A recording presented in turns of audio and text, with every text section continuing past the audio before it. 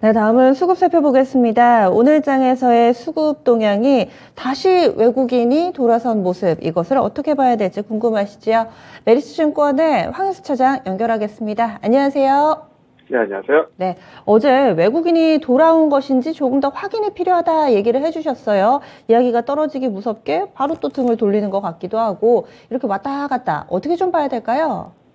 우선 금액적인 측면에서 외국인이 전일 매수에 이어서 다시 매도 스탠스로 돌아섰다라고 보기에는 아직 장마감까지 시간은 남아있지만 금액이 크지 않기 때문에 조금 더 지켜보셔야 되는 부분이다라고 말씀드릴 수가 있겠고요. 환율이 6원 정도 하락해서 1,207원으로 오늘 같은 경우도 거래가 되고 있기 때문에 외국인의 전일 매수 금액 자금이 유출되고 있다라고 보기에는 약간 무리가 있는 상황이다라고 보시면 될 것 같습니다. 현물 매도는 하고 있지만 선물에 대한 매수가 나타나고 있는 상황이기 때문에 어떤 외국인의 매도로 전환했다라고 보기는 무리가 있는 현재 수급 상황이다라고 보시면 될 것 같고요. 전일 같은 경우 이제 FOMC 불확실성이 해소가 되면서 글로벌 자산 시장이 크게 다 상승하는 모습을 보여줬지만 여전히 어떤 우크라이나 사태가 장기화될 것이라는 그런 우려감이 나타나기 시작하면서 인플레이션이라든지 원자재 가격 급등에 따른 어떤 공급망 우려가 아직까지는 해소되지 않는 부분이다. 이렇게 보시면 될 것 같습니다. 네, 아직 해결할 숙제가 상당히 좀 많네요. 그러면은 거래소부터 오늘 어떤 쪽 주목하고 계신가요? 외국인 매도 말씀드리겠습니다. 외국인이 파는 종목 계속해서 외국인의 시선을 따라갑니다. 오늘장 거래소 670억 정도의 매도 보여주고 있습니다. 말씀하신 것처럼 매도 물량이 많지는 않지만은 과연 어떤 종목을 파고 있는 건지 보겠습니다. 1위는 삼성전자네요. 400억 정도 매도 물량 들어가고 있습니다. 이어서 셀트리온이고요. 다음은 LG화학과 기아, 네이버, LG에너지솔루션 이렇게 1위부터 6위까지가 모두 다 시가총액 톱10 내에 속해 있는 그런 종목군들입니다. 아래쪽에는 아모레퍼시픽이나 삼성 SDI, 현대모비스, 현대차 순으로 이어지는데요. 이쪽 분석해 주시죠. 금일 같은 경우 외국인은 시가총액 상위주에 대해서 기계적인 어떤 인덱스 매도가 나타나고 있다라고 보시면 될 것 같습니다. 오늘 같은 경우 이 특정 업종에 대해서 매도를 하기보다 전반적으로 시총상위 종목들에 대해서 매도를 하고 있는 모습이라고 보시면 될 것 같은데요. 금일 기아 같은 경우도 완성차 관련 대표 종목인데 어떤 차량용 반도체에 대한 공급망 이슈가 장기화될 것이라는 우려감에 나타나면서 외국인의 매도가 나타나고 있다고 보시면 될 것 같습니다. 또한 같은 업종 IT 대형주 중에서도 SK하이닉스에 대해서는 외국인이 매수를 하고 있는 반면에 삼성전자에 대해서는 매도하고 있는 모습이 조금 특징적인 부분이다라고 보시면 될 것 같은데요. SK하이닉스 같은 경우는 퓨어 반도체 업체이기 때문에 어떤 반도체 업황에 따른 그런 실적이 굉장히 크게 변동성이 나타나는 반면 삼성전자 같은 경우는 반도체 이외에도 전자 가전이라든지 모바일 사업, 디스플레이 쪽까지 굉장히 많은 사업을 영위하고 있는 상황에서 최근에 어떤 글로벌 공급망에 훼손되는 우려감 그리고 원자재 가격이 상승하는 것에 대한 우려감이 삼성전자에 대해서는 외국인의 매도가 나타나는 모습이다. 이렇게 보시면 될 것 같습니다. 네. 그러면 코스닥 보겠습니다. 이쪽에서도 외국인 집중하고 계신가요? 네, 외국인 매도 말씀드리겠습니다. 외국인 매도 동일하게 확인합니다. 가장 많이 팔고 있는 종목이 셀트리온 헬스케어입니다. 오늘장 약보합권 정도 기록하고 있는데요. 매도 물량이 86억 정도 나오고 있습니다.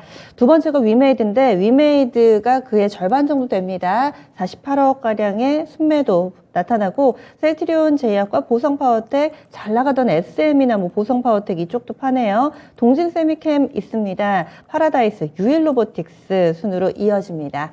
코스닥에서도 외국인의 매도 어떤 종목군들 위주로 펼쳐지고 있는 건가요? 우선 외국인은 셀트리온 그룹주에 대한 매도가 차익 실현 매물이 출회되고 있는 게 특징적이다라고 보시면 될 것 같고요. 동일 업종에 대한 매도보다는 개별 종목에 대해서 매도하고 있는 것이 특징적인 부분이다라고 보시면 될 것 같습니다. 그동안 리오프닝 기대감에 엔터주들의 상승이 굉장히 돋보였는데, SN 같은 경우 여러 가지 이슈들이, 오너 리스크라든지, 이런 것이 부각이 되면서 외국인의 차익 매물이 계속해서 쏟아지고 있는 형국이다라고 보시면 될 것 같고요. 셀트리온 그룹 같은 경우는 회계감리 이슈는 해소가 되었지만, 이에 따른 단기 상승이 있었고, 이에서 외국인의 차익 매물 실현이 계속해서 수려되고 있는 모습이다. 이 정도로 보시면 될 것 같습니다. 네. 전반적으로 종목군 알아봤는데요. 오늘 수급 관심주는 어떤 기업 소개해 주시겠어요? 오늘은 항공우주를 말씀을 드리겠는데요. 한국항공우주, 즉 카이 같은 경우는 올해 글로벌 리오프닝에 대한 최대 수혜를 볼 수 있는 종목이다라는 점을 말씀을 드리겠습니다. 특히 아시아 시장보다는 북미 쪽과 유럽의 리오프닝이 시작되는 것이 동사의 가장 큰 수혜다라고 말씀드릴 수가 있겠는데요. 에어버스와 보잉 같은 경우가 올해 항공기 인도 가이던스를 전년비에 대해서 약 27% 이상 그리고 30% 이상 생산량을 증가할 것이라고 발표를 했고, 이에 따라서 한국항공우주의 기체 부품 매출 회복이 굉장히 큰 폭으로 나타날 가능성이 높다라는 점에서 리오프닝 수혜를 볼 수 있는 종목이다라고 말씀을 드리겠습니다.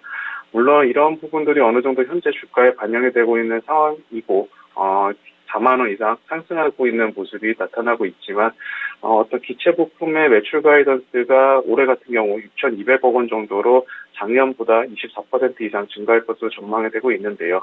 이런 실적 가이던스보다 더 크게 실적 성장이 나타날 수 있다는 점이 동사의 매력적인 부분이다라고 말씀드릴 수가 있겠습니다.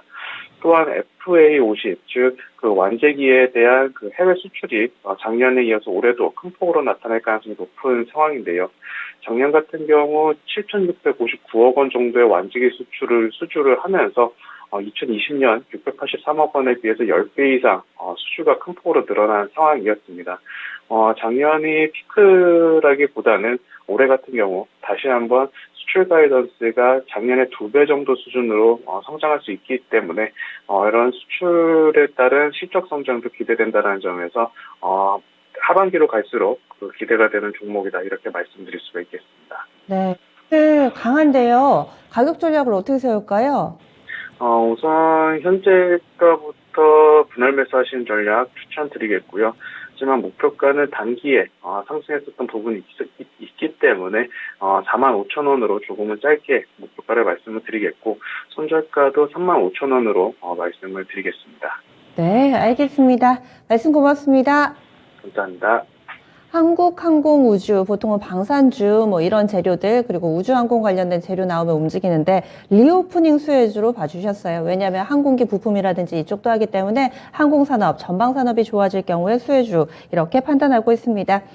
이미 시세는 움직이기 시작했어요. 한국항공우주, 오늘장 52주 신고가 쓰고 있습니다. 현재 가격 괜찮다라고 보는데, 다만 앞서서 좀 올랐기 때문에 눈높이는 좀 낮춥니다. 목표 주가 45,000원 설정돼서 목표 수익률 12% 정도 잡고 가고요. 손절가는 35,000원 나왔습니다.